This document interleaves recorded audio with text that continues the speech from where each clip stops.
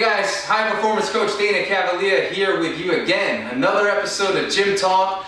I'm excited to be here with you. And I want to share with you an experience, one of the things that I'm most proud of with people. And I love seeing people in their 50s and 60s and 70s and 80s that still have that fight and relentless spirit to conquer. Now obviously I'm not in those age brackets, but as somebody that's coming up through the ranks, it's incredible to see the tenacity and the juice that people still have. And there's nothing worse for me or more discouraging than seeing somebody that's given up on their own life. And I see it a lot of times, whether it's after an event, whether it's a divorce or a breakup or some life-altering event, where people, instead of realizing what just happened and continuing to accelerate themselves forward, they decide that that's the point in which they're going to give up.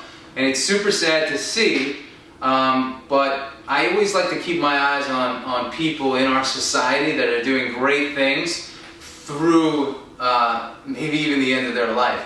And there's so many great examples of that around us. And one of my favorite things to do is not only talk to people in those age brackets, but talk to people at the top of that bracket.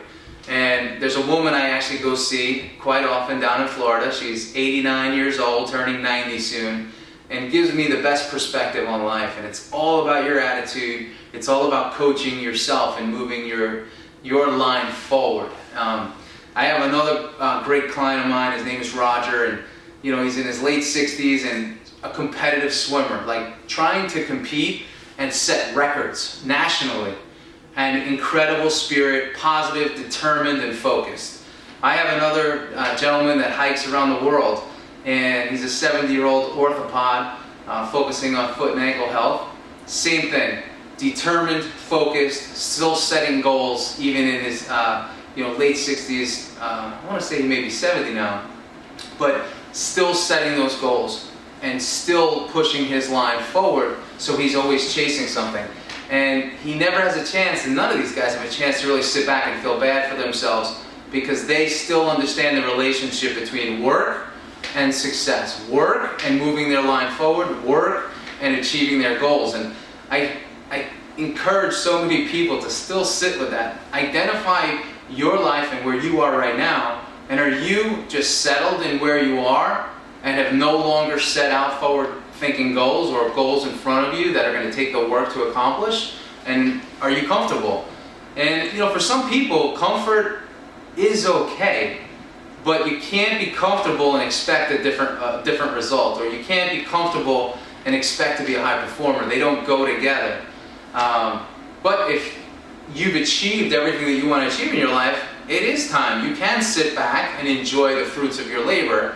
But I will warn you, even at that juncture in your life where you are comfortable, there's going to be times where you're going to have to coach yourself. So daily coaching is super important, and make sure you give that to yourself. But for those of you that are in your 60s, 70s, 80s, and 90s, there are some young guys like myself watching you and appreciating your efforts and what you contribute to the world every day, and the leadership, the focus, the self-determination that is truly admirable. So thank you.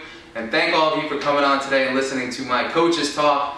I hope I'm not rambling too much, but I just wanted to put that out there, and just keep challenging yourselves and pushing yourselves forward no matter where you are in life, and the fruits and the rewards will be tremendous.